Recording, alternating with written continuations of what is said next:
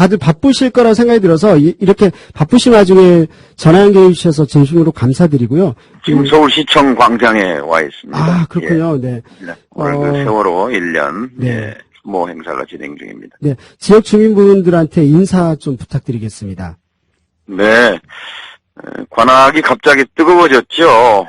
근데 관악이 이제 중요한 선거가 됐는데요. 지금 여야 정치권 모두가 관악에 집중하는데, 어떤 면에서 보면 기분 나쁜 일은 아니죠. 다른 데서 관악 그러니까요. 근데 핵심은 이제 정동영이 이제 제가 출마하면서 그렇게 되는데, 네네. 왜 그렇다고, 생각하세요? 제 생각은 그렇습니다. 이 선거에서 정동영이 되고 안 되고에 따라서 정치판이 요동을 치느냐, 그냥 지금 그대로 가느냐, 이 판가름이 나기 때문에 여야가 모두 여기에 집중하지 않을까요? 저는 그렇게 생각합니다. 네네. 그런데 어쨌든 지금 이대로가 안 된다, 이렇게 생각하시면 아마 이번 선거가 굉장히 중요한 분수령이 될 것 같습니다. 네. 이제 오늘 본격적인 사실 첫 선거 운동이지만 저도 기사를 찾다 보니까 거의 전 후보자들이 이제 4월 16일 세월호에 대한 또 추모 열기 때문에 이제 조용한 선거를 치른 걸로 알고 있습니다. 팽목항의 후보자께서도 다녀오셨을 텐데요. 이 관악구를 그래도 지역에 돌아다니신 걸로 알고 있는데 지역민들의 반응이랄까요? 그리고 또 후보자께 유독 들어오는 그런 눈에 들어오는 이야기들이라든지 이런 게 있었을 것 같습니다. 어떤 게 있었나요? 네, 저는 어제 이제 저녁에 팽목항에 가서 하루 자고 추모 행사 참석하고 올라와서 오후에 그 관악에 가서 소상공인 토론회에 참석했습니다. 아, 네네. 이제 이제 주요 후보자가 다 이제 차례로 왔다 갔는데요. 핵심은 제 가슴을 찌르는 질문, 또 다른데 시장에 갔을 때도 듣는 얘기입니다만, 없는 사람도 먹고 사는 정치를 좀 해달라. 네. 앞이 안 보인다, 그런 얘기거든요. 네네. 네, 사실 요즘 텔레비전 켜면은 참 착잡하지 않습니까? 이제 정치인들이 권력의 실세들의 부패. 근데 되게 지금 돈을 준 사람도 그렇고, 준 사람들이 되게 없는 사람이 아니거든요.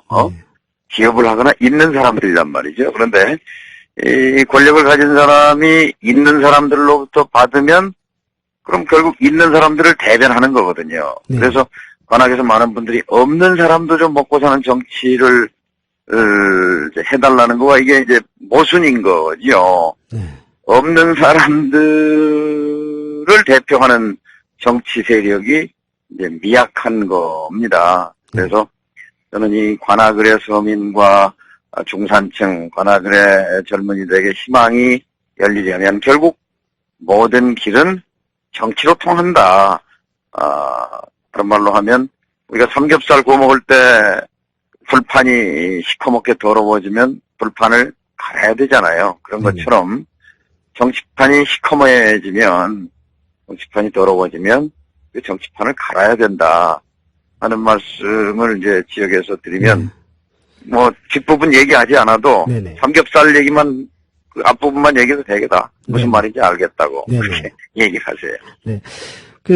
보면 이제 정동영 후보자께서는 사실 가장 많이 알려져 있는 후보자이겠지만, 그래도 이제, 이 지역 주민분들은 어떤 강점을 가지고 계시는지, 또 그리고 이걸 어떻게 부각시킬지 궁금해 하실 것 같습니다. 강점이랄까요? 그리고 또 앞으로 있을 선거 기간 동안 어떻게 이러한 것을 부각시켜 나갈지 계획이 있으시다면 이야기해 주시면 감사하겠습니다. 저는 지난 6, 7년 동안 아래로 내려갔습니다. 현장으로 내려갔습니다. 정치는 책상머리에서 하는 게 아니라 현장에서 하는 것이라는 것을 체득했고 또 주장했습니다. 일정 부분 또 성과를 만든 것도 있지요. 그러니까 사실 제가 대선 후보, 대통령 후보로서 선거에 나섰을 때까지만 해도 저의 반성입니다. 저는 땅에서 30cm쯤 떨어진 허공을 걸으면서 정치를 해왔던 것 같습니다. 떨어지고 나서야 비로소 저에 대한 성찰이 있었고, 그리고 현장으로 내려가서 다니기 시작했습니다. 눈물 흘리는 현장에 항상 정동영이 있었습니다. 혹자는 정치권에서는 그런 저에 대해서 너무 왼쪽으로 갔느니 이런 소리를 합니다만, 왼쪽으로 간 것이 아니라 저는 아래로 간 것이고 현장으로 간 것입니다.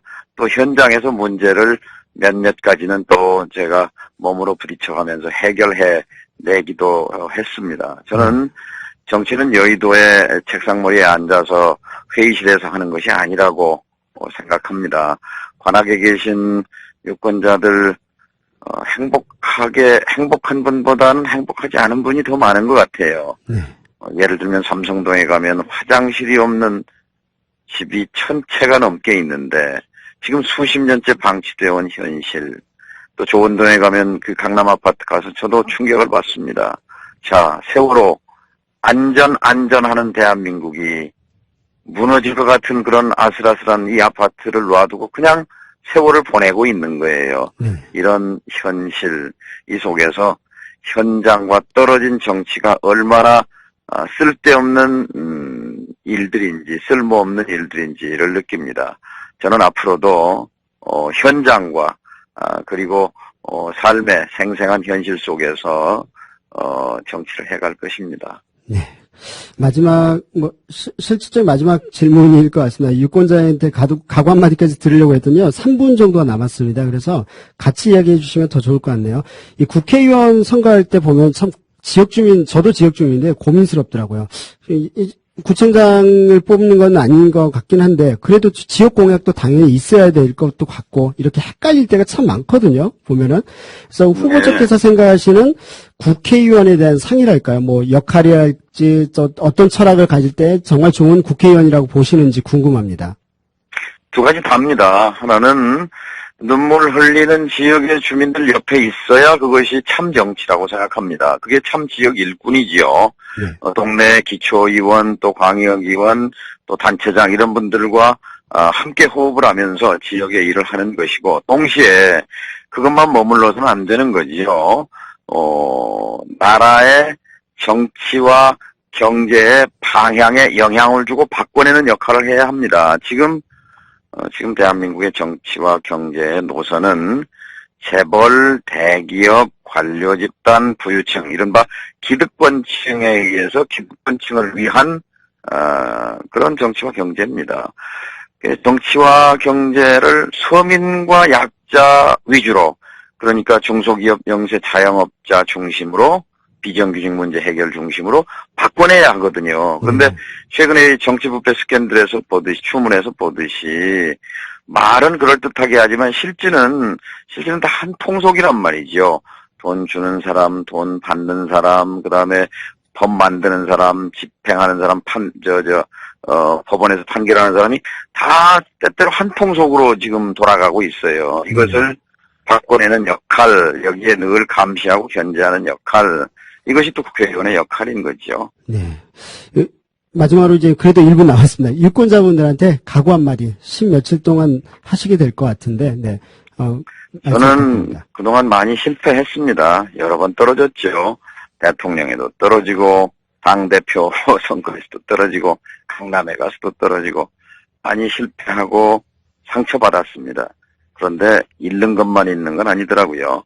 제가 이렇게 실패하고 패배하는 과정에서 인생에서 실패한 분들, 그리고 상처받고 고통받는 분들의 심정을 조금 더 잘 이해하게 됐다, 몸으로 이해하게 됐다고 감히 말씀드릴 수 있습니다. 그래서 눈물 흘리는 국민들 옆에서 그분들의 친구가 되고, 그분들을 위해서 법을 만들고, 그분들을 위해서 정부를, 권력을 감시하고, 그런 역할을 해내겠다고, 그런 각오임을 또 관악 시민들께 말씀드리고 싶네요.